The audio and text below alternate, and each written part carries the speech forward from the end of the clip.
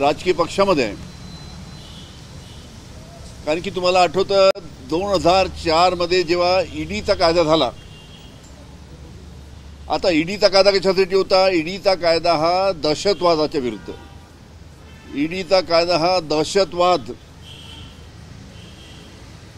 आणि जे ड्रग आहे, चरस गांजा हे काही ड्रग्ज आहे, याच्या विरुद्ध ईडीचा कायदा होता. ज्या ज्या देशांनी हा ईडीचा कायदा त्यांच्या देशामध्ये लावला त्या देशामध्ये दहशतवादाच्या विरुद्ध, ड्रग्सच्या विरुद्ध हा या कायद्याचा वापर बाकी देशामध्ये होतो. फक्त भारत असा देश आहे की तिथे ईडीचा कायदा हा राजकीय विरोधकाच्या विरुद्ध याचा वापर होतो. म्हणजे आकसाने त्या कायद्याचा वापर भारतामध्ये ईडीचा केला जातो. तशाच प्रकारची भीती या जनसुरक्षा कायद्याच्या बाबतीत आहे. त्याच्यामुळे विद्यार्थ्यांना भीती वाटते, शेतकऱ्यांना भीती वाटते, कामगारांना भीती वाटते, राजकीय पक्षाचे विरोधक आहे सरकारचे त्यांना भीती वाटते की याचा सुद्धा ईडीचा कायद्याचा जसा गैरवापर केला गेला तसा याचा सुद्धा गैरवापर करून राजकीय पक्ष किंवा डाव्या विचाराचे पक्ष जे आहेत त्यांच्यावर सुद्धा कारवाई होऊ शकेल अशा पद्धतीची एक भीती जनसामान्यामध्ये आहे. त्याच्यामुळे याच्या बाबतीत राज्य शासनाने व्यवस्थित खुलासा करायला पाहिजे. आणि आकसाने हा कायदा उद्या जर मंजूर झाला तर ईडीचा जसा गैरवापर होतो तसा याचा वापर होऊ नये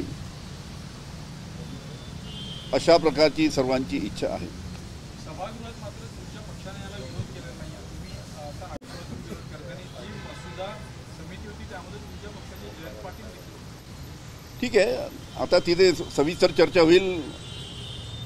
अनेकांनी मी सांगितल्याप्रमाणे भीती व्यक्त केली आहे.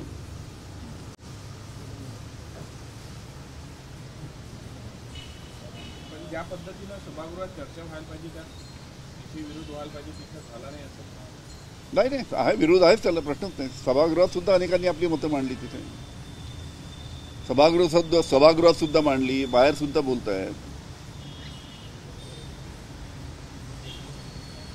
काय जेव्हा शासन एखादा कायदा आणते उद्देश एक राहतो, पण त्याचा गैरवापर केल्यामुळे मग राजकीय विरोधकावर त्याच्या पद्धतीने कारवाई होत राहते.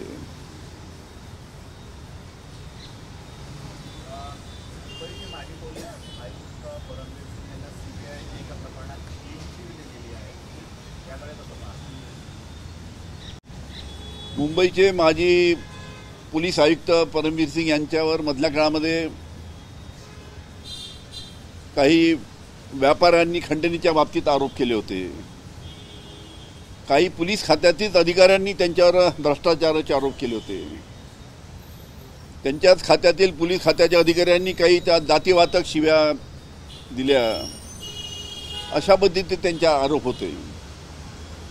आणि या सर्व आरोपाची मुंबई पोलीस चौकशी करत होती, महाराष्ट्र पोलीस चौकशी करत होती. पण महाराष्ट्र पोलीस आणि मुंबई पोलीस या सर्व आरोपाची चौकशी करत असताना एकाएक हे प्रकरण सीबीआयकडे देण्यात आलं.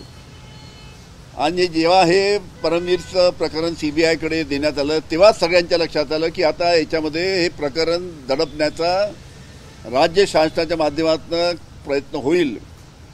आणि तसंच शेवटी घडलं की अतिशय चांगल्या पद्धतीनं महाराष्ट्र पोलीस मुंबई पोलीस चौकशी करत असताना सीबीआयकडे द्यायची आवश्यकता नव्हती. कारण की भारतीय जनता पार्टी हे परमवीर सिंग यांना सातत्याने वाचवण्याचा प्रयत्न करते. अनेक प्रकरणामध्ये त्याला वाचवलेलं आहे.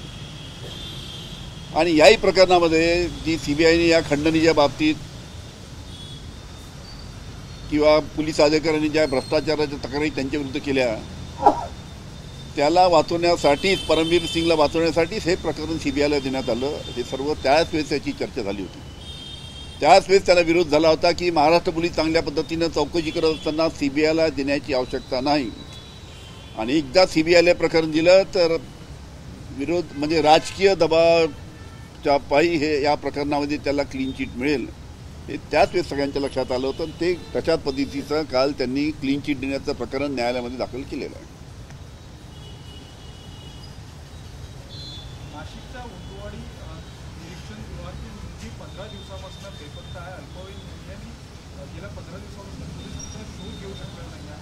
पोलिसांच्या सगळ्या या याच्यावर प्रश्न निर्माण निर्माण हा अतिशय गंभीर प्रश्न आहे तो. त्याच्या बाबतीत पोलिसांनी त्वरित पावलं उचलायला पाहिजे आणि ज्या बेपत्ता मुली आहेत त्यांची लवकरात लवकर त्यांचा तपास लागला पाहिजे. एक महत्त्वाची गोष्ट विदर्भाच्या बाबतीत, त्या मधल्या काळामध्ये विदर्भामध्ये जी अतिवृष्टी झाली, अनेक जिल्ह्यामध्ये महापूर आलेत, शेतीचं अतिशय मोठ्या प्रमाणात शेतीचं नुकसान झालं. जवळजवळ 8,000 हेक्टरच्या वरती शेतीचं नुकसान विदर्भामध्ये झालेलं आहे. आणि या शेतीचं जे नुकसान आमच्या शेतकऱ्यांनी झालं आहे त्याला मोबदला राज्य शासनाने द्यावा, त्याच्यासाठी काही 450-500 कोटीची मागणी केलेली आहे.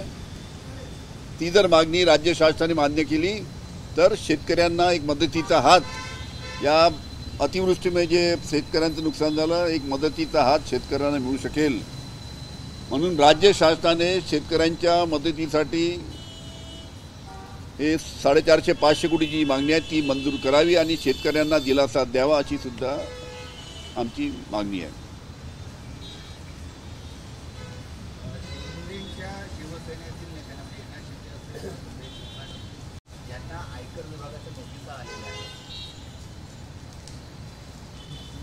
आयकर विभागाच्या नोटिसा आल्या, तर आयकर विभागाच्या नोटीसच्या बाबतीत शिरसाटने काल सांगितलं, त्यांनी श्रीकांत शिंदेचं सुद्धा नाव गेलं, पण त्यांनी श्रीकांत शिंदेने सांगितलं मला अशावत कोणत्याही पद्धतीची नोटीस आली नाही म्हणून.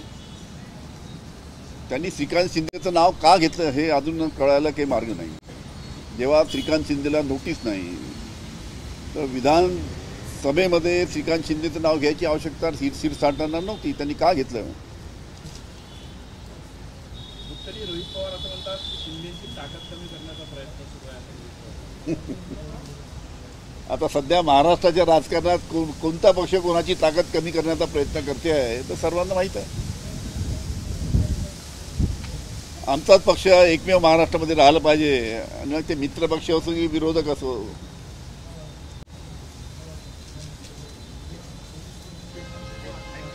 चला, धन्यवाद.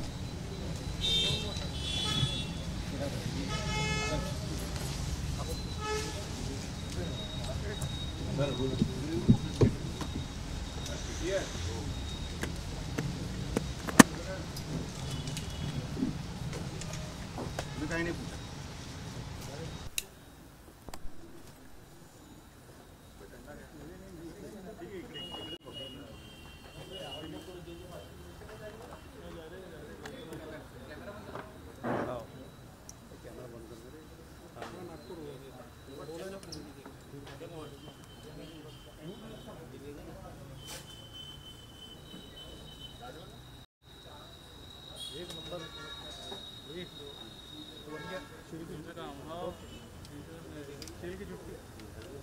गाड़ी चलाएंगे.